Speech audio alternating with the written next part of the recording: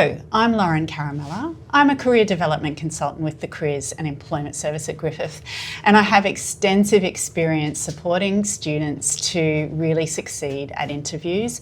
So I'm excited to talk about this today because some really simple strategies can have a big impact on your success.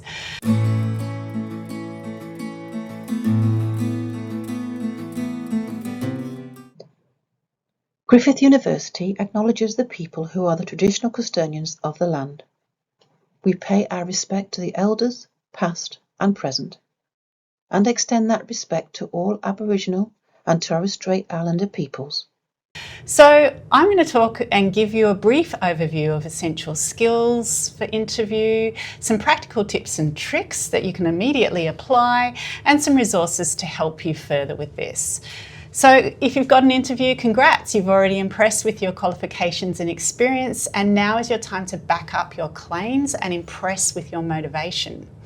I'm going to cover 3 key topics. 1, what preparation you need to do to feel confident and showcase how you're the perfect fit for the role. 2, what type of interview formats you might experience and how to manage these. And 3, what kind of questions should you expect and how can you really prepare well for these?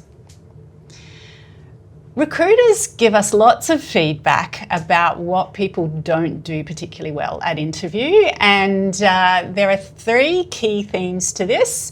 The first is being underprepared. It is really clear to the recruiter whether you have actually considered the selection criteria and how you meet it, and your motivations for working within that organisation and company.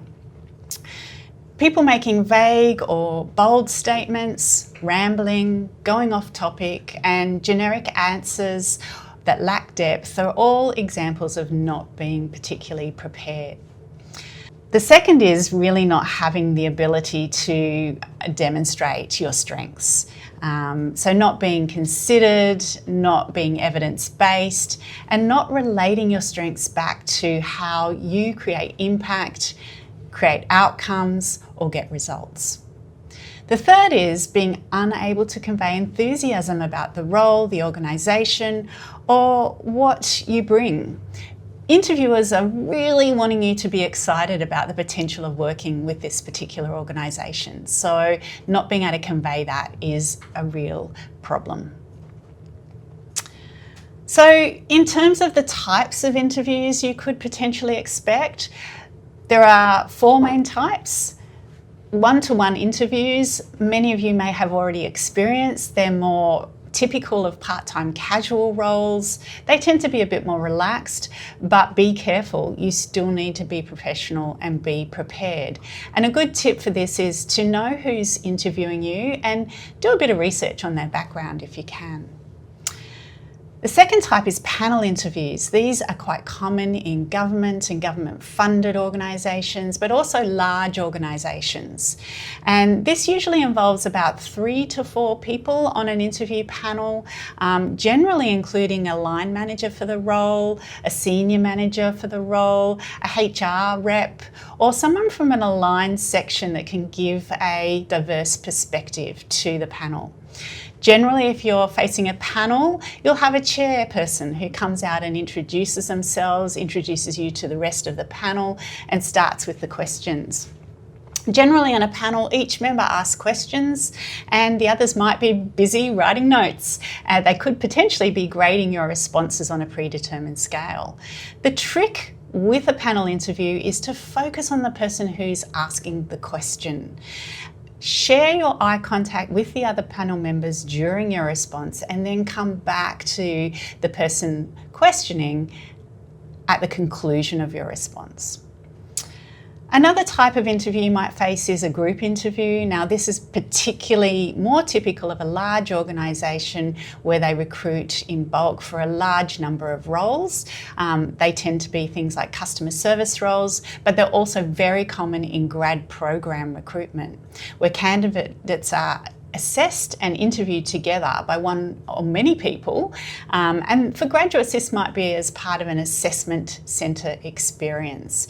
Now, if you're going to face an assessment centre, you want to be prepared for doing group activities where you're demonstrating your key transferable skills like problem solving, communication, interpersonal, time management, etc.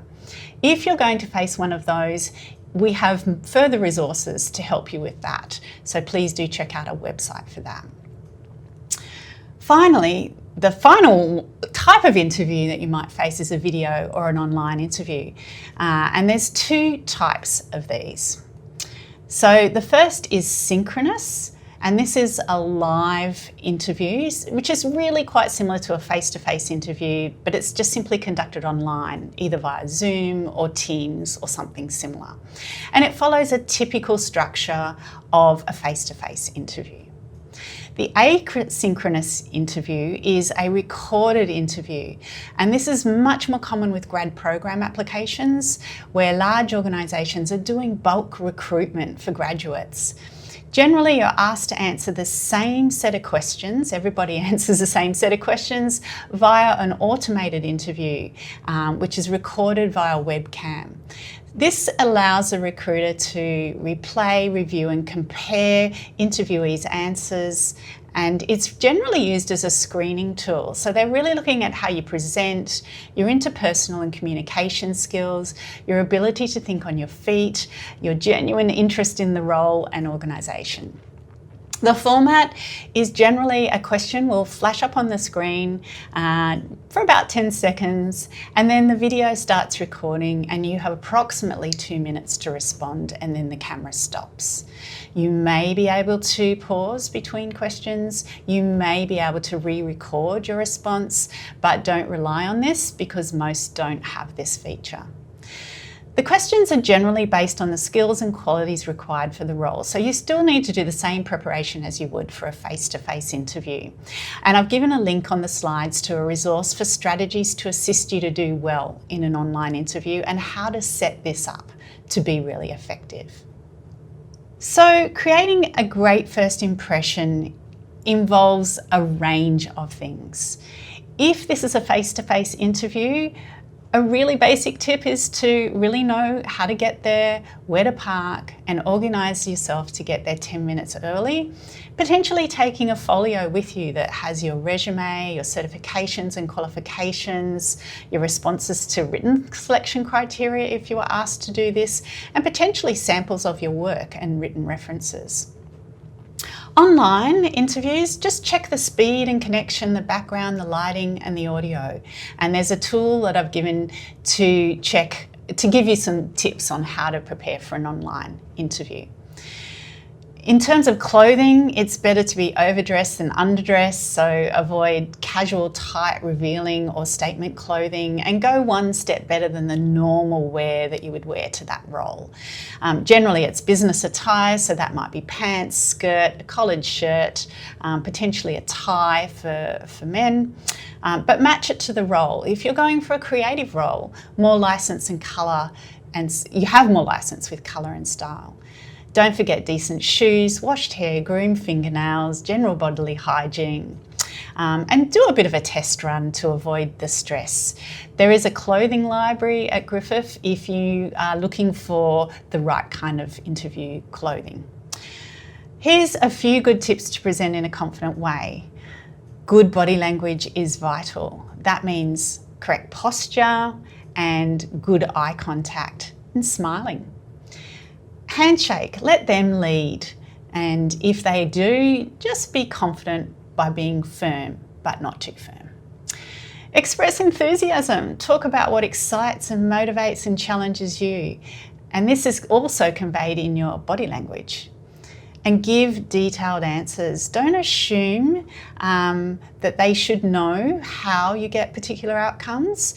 Actually break it down. Talk through the process and the steps of how you did that, and always talk to the answers, the responses that you got. Interpersonal skills, so listening is just as important as speaking. So using positive action words and trying to avoid verbal fillers such as It's really great to ask clarifying questions or to rephrase, is this what you meant? Or have I answered your question, or would you like to hear more? Anxiety is normal in interviews and it's okay. It's more important how you actually manage the anxiety than the fact that you have anxiety. So thinking about your typical strategies for managing anxiety. It might be taking a quick breath, recentering yourself, feeling a bit more grounded. Take time to think about your responses, have a sip of water, ask for clarification. It's perfectly okay for you to even take pen and paper with you and jot notes if you've got questions with multiple parts to it. Absolutely fine. And you can always check with the interviewers if you have given a sufficient answer. Research is a vital part of interview preparations, so recruiters want you to know what you're getting yourself into. That means that you're more likely to fit in and stay, and that's what they want. So review the job advert and the role description and make sure you really understand the key skills and attributes that they are seeking. These are generally the key selection criteria for the role, whether that's explicitly stated or you need to implicitly work that out. Understand how the role contributes to the organisation and be able to provide evidence that demonstrates you have the skills or can rapidly acquire the skills. Talk about your desire to be part of this organisation and really check out what they say about themselves on their website. What are their values? What are their achievements, their success stories, their reputation? And you can dig further than the website for that info. Know what trends there are in the industry and the profession. Be aware of current affairs and noteworthy events. Know about graduate opportunities more generally. And think about speaking to someone within the organisation about the role and how it fits and the priorities for the role. And this can give you really vital information. It's also impressive to the panel that you have taken that step. Self-confidence comes from knowing your own resources and being clear about your strengths, your skills, and your attributes. If you're not sure about these, that's okay. Use the career planning resources on our website to help you work this out. Their initial questions are really going to be around how you're a good fit for the role, so be ready to introduce yourself. And in introducing yourself, you need to address what really interests you about this role, what strengths you have that fit really well with this role, what personal qualities and people skills might you possess. Show that you understand the work environment and why it's a really good match for you. Does it really suit you to be in a busy environment or a peaceful one? Do you really love to work with customers, or you'd really like to be behind the scenes? Be able to articulate that. And why the organisational culture might be a good fit for you in terms of their attitudes, their mission, their purpose, their communication styles, etc. Remember, if you're unsure about these things and you've done your research, but you can't find out anymore, you can ask questions at the end to get further insight about this as well. It is possible to predict the questions you're likely to get in an interview. And they all relate back to the selection criteria. And it's great to predict these and to brainstorm specific examples that demonstrate your strengths, to practice also how you might articulate those responses. The purpose of an interview is to assess your capability, your fit, your motivation, and there's 3 types of questions that they use to do this. The most earlier ones and common ones are the open questions, and these are just the can you tell us about yourself type of questions. But the more bulk of the interview is probably going to be the behavioural questions, which is asking for how you might behave in particular situations. But you could also get hypothetical questions which ask you how to respond to a particular scenario. So with common open questions, I'll just let you pause to have a look at some examples on the slide. Please be really careful that you do need to do your preparation with these. It's not as easy as you think to respond to these open questions, and they're vital because they set the first impression with the interview panel and set you up for success in the interview. So being able to answer the question, tell us about yourself, is actually really quite tricky, and you probably need to have thought about this before you get into the interview. The panel is generally rating you against whether you are an effective communicator, how friendly and confident and mature you appear, how hard they think you might work, how enthusiastic they think you might be for the role, and how determined they think you might be to succeed. It might seem really obvious, but there are some really not good ways of talking about yourself at interview. And if you want to pause and read the slide, you'll see some examples there. Now, they might seem a bit ridiculous, but in actual fact, our recruiters gave me these examples. So they are real examples people have used. As a general rule of thumb, just try and avoid getting into highly sensitive personal information, religious or political affairs, and really don't list multiple vague strengths. Really try and talk to your evidence and your experience. Don't summarise your resume. Discuss what really motivates you about the role.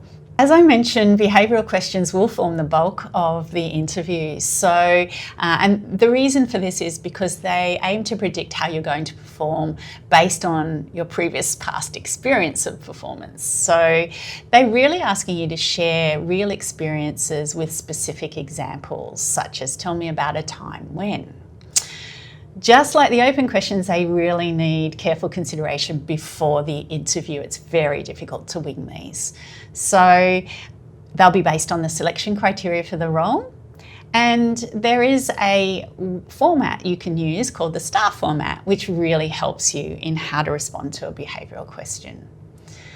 So the STAR format is really a best practice way of responding and describing a scenario. And you start with S, the situation, what it is that you were needing to do.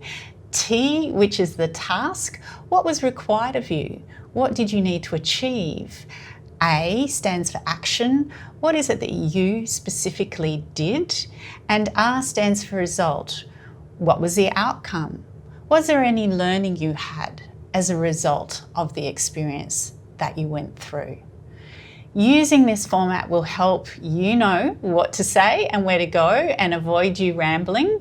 And an interviewer can hear this and feel much more comfortable with your responses as a result. Here's an STAR example that you can review in your time.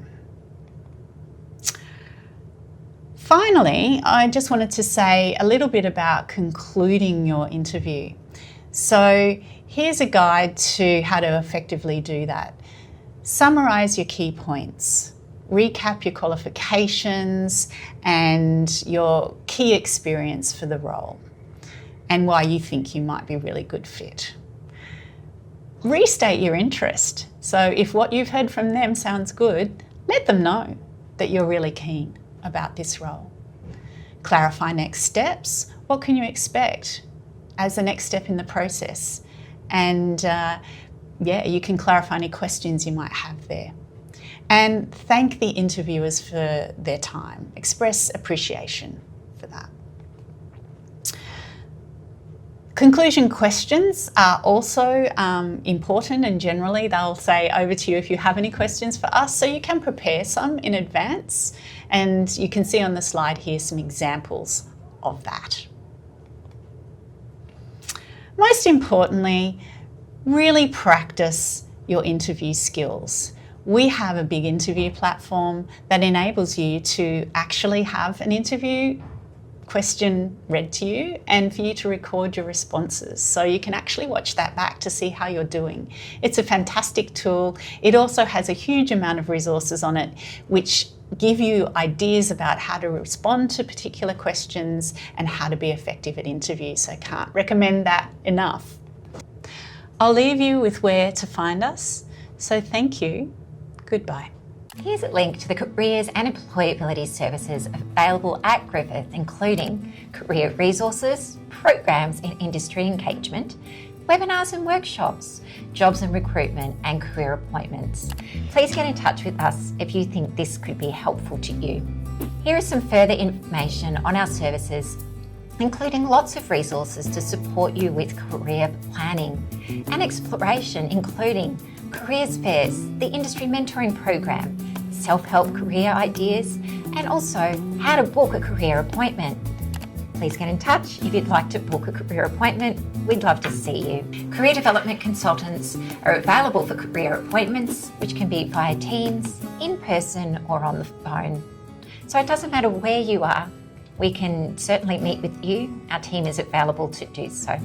We can help you if you're uncertain about where your degree can take you. We can help with your job search, application support, and preparing for job interviews, as well as finding paid work while you're studying, and graduate employment, amongst many other services. There's so many things that we can help you with here at Griffith Careers and Employability. Please get in touch with us and we'd love to assist you. Make sure you follow our social media channels to stay up to date with jobs postings and other fantastic opportunities. If you'd like to discuss your career plan, please contact us by phone or email. We have offices at both the Nathan and the Gold Coast campuses. We really look forward to seeing you soon.